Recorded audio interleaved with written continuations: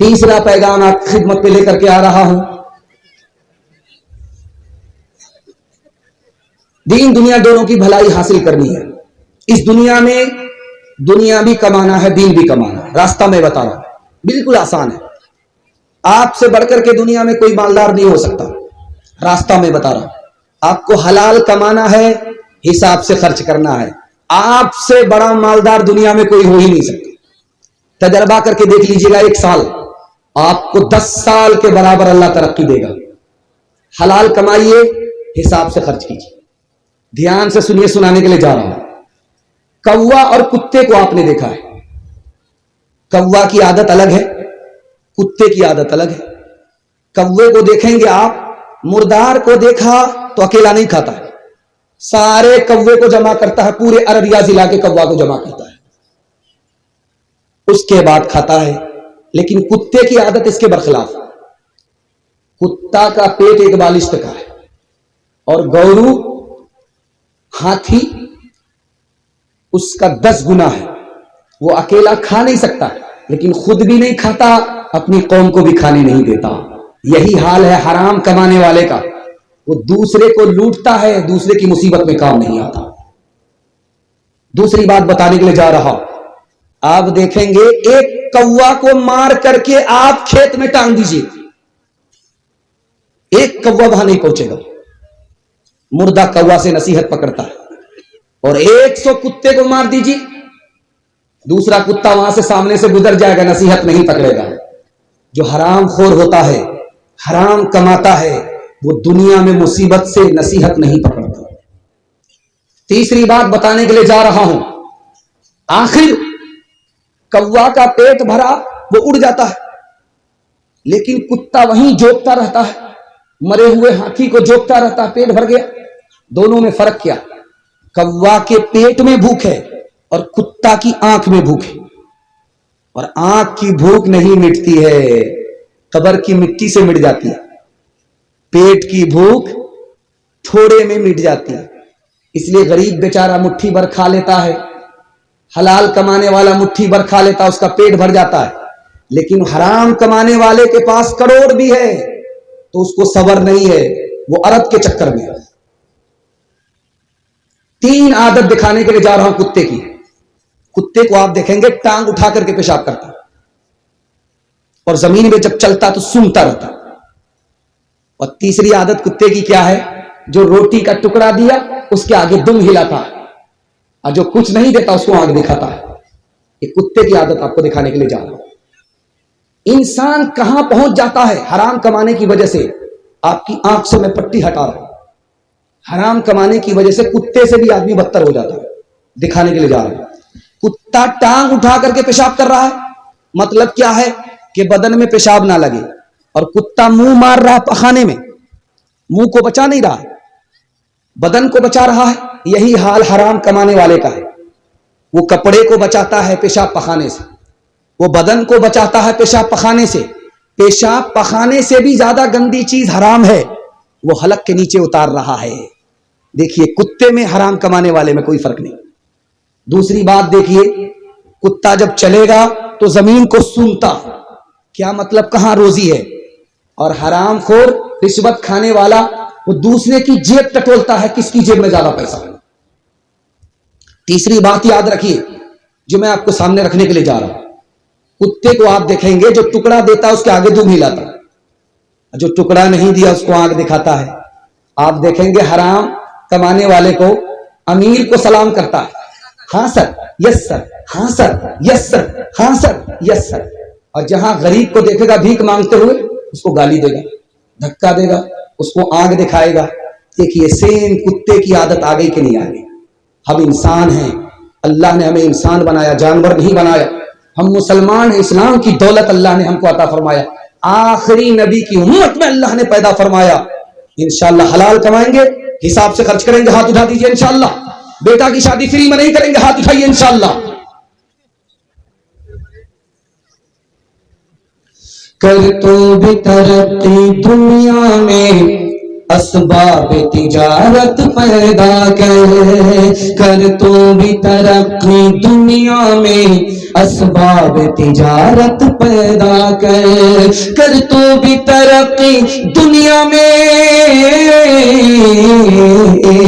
کر تو بھی ترقی دنیا میں، اسباب تجارت پیدا کر، قارون کی دولت ٹھکرا دے، عثمان کی دولت پیدا کر، قارون کی دولت ٹھکرا دے، عثمان کی دولت پیدا کر۔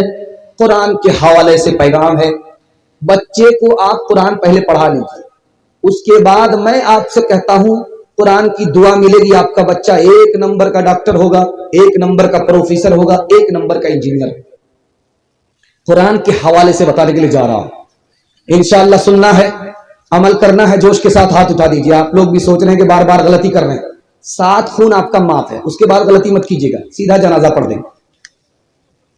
بہت خوبصورت پیغام آپ کی خدمت میں لے کر کے آ رہا ہوں۔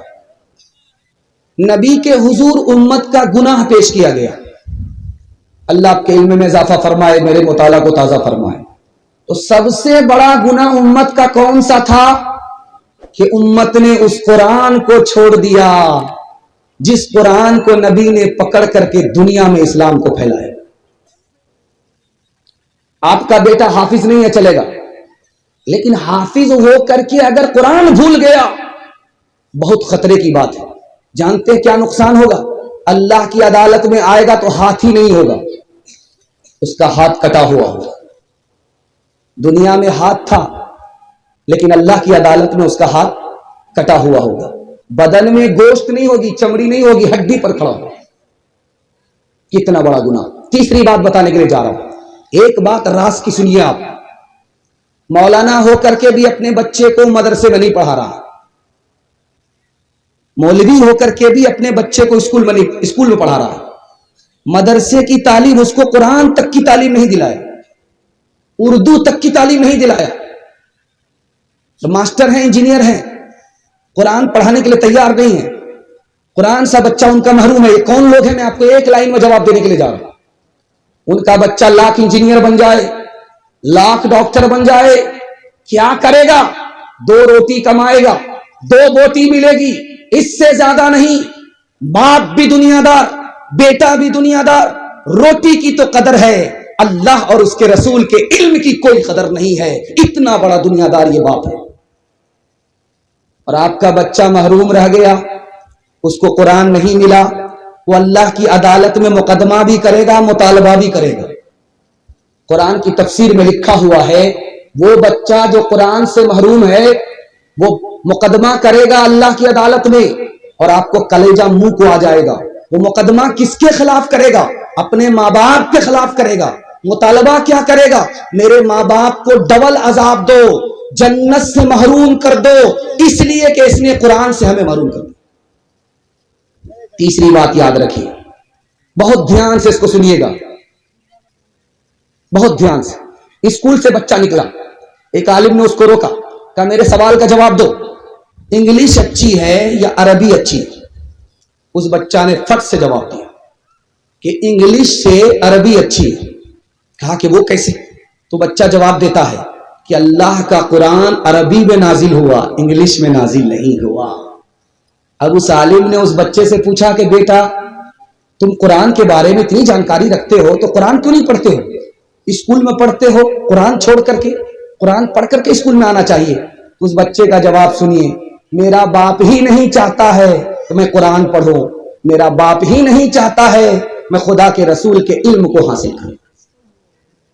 مسلمان ماسٹر صاحب ہیں، بچے کے باپ کو بلایا، کیا پوچھا کہ 2 سال سے اسکول میں تمہارا بچہ نہیں آ رہا؟ تو باپ نے جواب دیا کہ میرا بچہ مکتب میں قرآن پڑھ رہا ہے، 15 پارے ہوئے ہیں، 2 سال ہوئے ہیں، قرآن مکمل کر لے گا، اس کے بعد آئے گا۔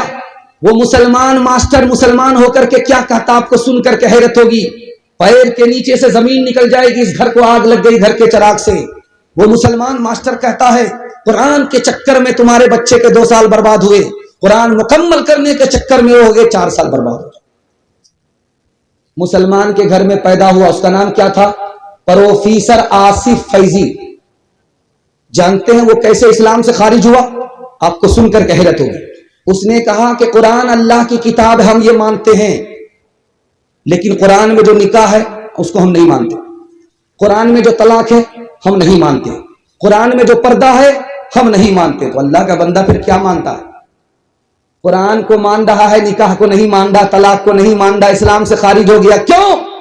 स्कूल की तालीम थी, मदरसे की और मकतब की तालीम नहीं थी, इस्लाम से खारिज हो गया। मुसलमान के घर में पैदा होकर के इस्लाम से खारिज हो गया।